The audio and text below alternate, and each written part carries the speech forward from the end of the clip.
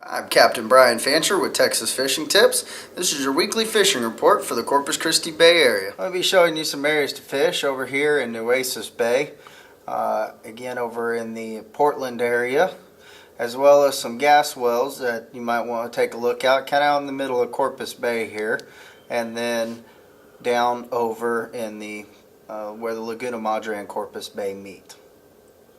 And then probably over in Oso Bay. Up here in the Nueces Bay area where you see them out there building and planting new seagrass, there's been a lot of trout moving in and out of these seagrass.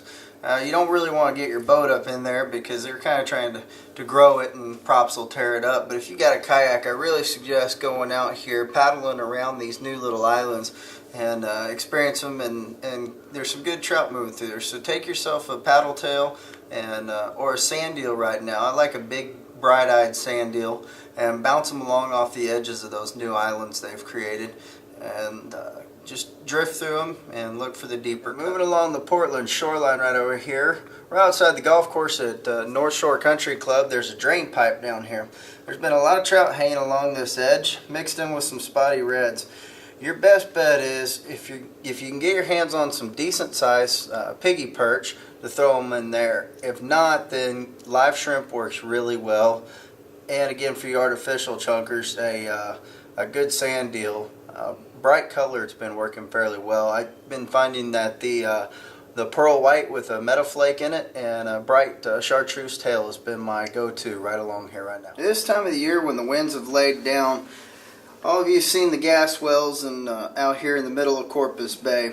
There's some very large ones nearby, and if the winds are down and you can get your boat out there, I really suggest taking some live bait and putting it on a bottom rig and flipping it underneath those rigs. Now be careful, because when the winds kick up and the waves get strong, it can get a little dicey.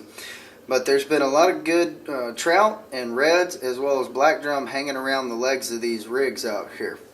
Now if you'll move back down into the bay and move right along in here to the upper part of the Laguna Madre right here, Dead Man's Hole, the boat hole has had some good drum moving these edges. Anywhere you can find the deep water in boat hole, look for the black drum and throw your live shrimp out. The flats outside the university have been holding a lot of redfish early in the morning.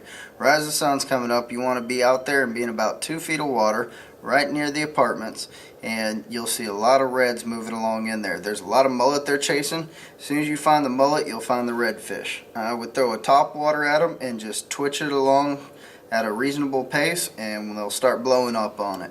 If they blow up and you're missing them, slow it down and they'll come back for it again. Don't forget to go to TexasFishingTips.com to register for our weekly t-shirt and tackle giveaway and the trolling motor brought to you by Gulf Coast Marine. I'm Captain Brian Fancher, and thank you for watching.